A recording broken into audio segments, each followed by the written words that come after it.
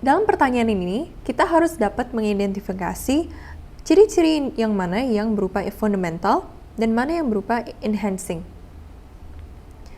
Yang pertama adalah comparability. Comparability adalah ciri-ciri yang enhancing. Kemudian, timeliness juga enhancing. Faithful representation adalah ciri-ciri di mana informasi harus complete, terus harus neutral, dan harus free from error. Oke. Kalau yang tiga ini, atau faithful representation, itu fundamental. Yang paling terakhir, understandability, adalah enhancing. Dalam soal ini, kita harus memilih mana statement yang benar.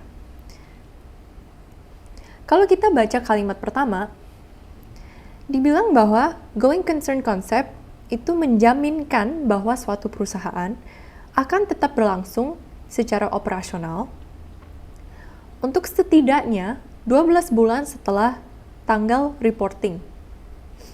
Nah, kata kunci di sini adalah guarantee. Kita harus hati-hati dengan kata guarantee atau menjaminkan. Otomatis dengan kata seperti ini berupa jawaban yang salah. Karena going concern concept itu tidak menjaminkan bahwa perusahaan itu akan berlangsung minimal 12 bulan ke depan.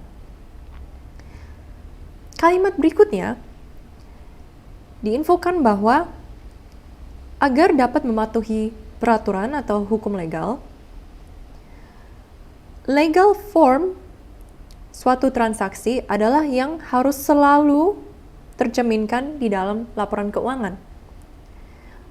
Dikarenakan kita harus mengikuti konsep substance over form, maka jawaban ini juga salah.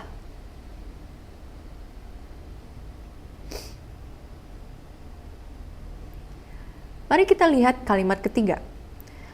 Kalimat ketiga menyebutkan bahwa suatu aset yang bersifat jangka panjang, jika tadinya kita mencatat pada nilai pembeliannya atau cost, dan pada kemudian hari, aset tersebut kita mengevaluasi kembali untuk mendapatkan berapa nilai yang seharusnya sekarang. Jika ada perbedaan antara saat kita beli pertama kali dengan nilai di pasarnya sekarang, dan misalkan ada surplus atau ada kenaikan, disebut di sini bahwa surplus tersebut harus dikreditkan ke dalam laporan arus kas. Pertama-tama, jika ada kenaikan nilai dalam suatu aset, dikarenakan nilai tersebut bukan nilai yang telah materialized atau menjadi uang beneran, maka surplus tersebut itu tidak dicerminkan ke dalam laporan arus kas. Sedangkan seharusnya jika ada surplus dalam transaksi seperti ini, harusnya masuknya ke dalam Statement of Profit or Loss and Other Comprehensive Income, atau dalam artian laporan laba rugi. Sehingga jawaban yang betul adalah D. Dalam soal yang ini, kita harus dapat menentukan apakah ciri-ciri yang dicantumkan di list ini itu mengenhance atau meningkatkan suatu kualitasnya informasi finansial. Kalau di sini ditanya apakah ciri-ciri yang ada di list bawah itu dapat enhance usefulness of financial information. Dalam artian, apakah jika ada ciri-ciri ini itu dapat meningkatkan manfaatnya suatu informasi finansial.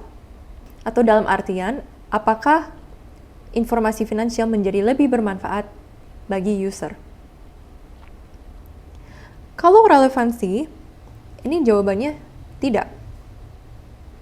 Comparability? Iya. Faithful representation? Tidak. Verifiability? Iya. Kenapa relevance dan faithful representation enggak? Karena kedua ini adalah ciri-ciri fundamental.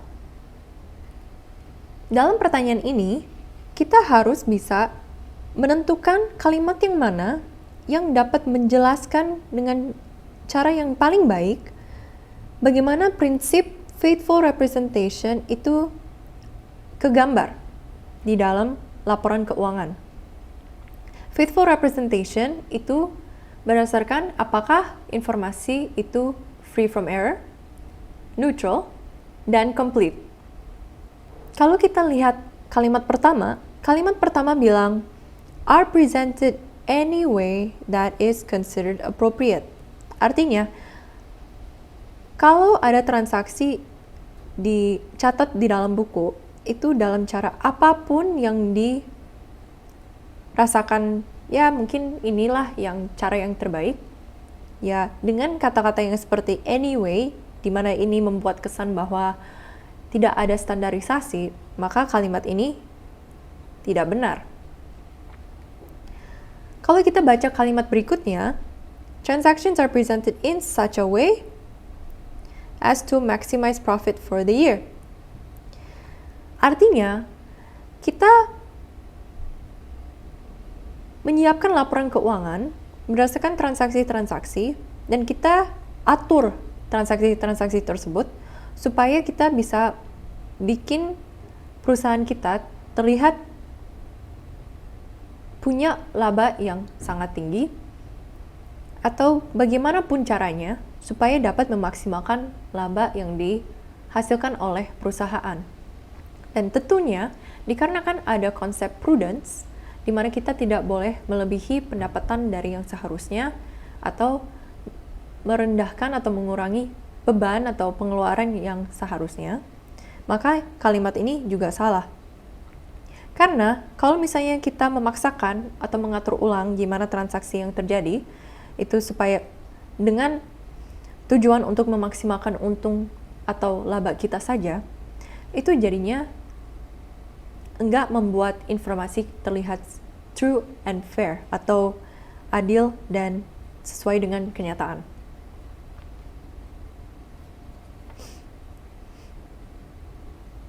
Kalimat ketiga menjelaskan bahwa transaksi yang ditampilkan dengan cara untuk memaksimalkan nilai aset yang tercantum di dalam laporan balance sheet atau financial position ya. Nah, kalimat ini juga mirip dengan kalimat yang kedua. Kalau yang kedua itu ngomongin gimana cara supaya memaksimalkan profit. Kalau di sini hanya memaksimalkan nilai aset.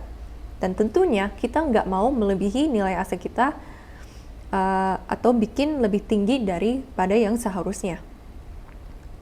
Jadi kalimat ini juga salah. Oleh sebab itu, yang benar adalah kalimat D. Dan ini juga benar dikarenakan kalimat D menyebut transaksi itu ditampilkan untuk mereflek substansi dari transaksi tersebut, bukan apa yang terjadi di atas kertas. Demikian penjelasan soal latihan untuk chapter 3, The Qualitative Characteristics of Financial Information. Selanjutnya, teman-teman dapat membuka Google Classroom dan mengerjakan soal latihan yang saya sudah siapkan di dalam Google Form. Teman-teman, habis itu bisa akses kunci jawabannya sama penjelasannya setelah teman-teman sudah submit soal latihan yang di Google Form. Terima kasih.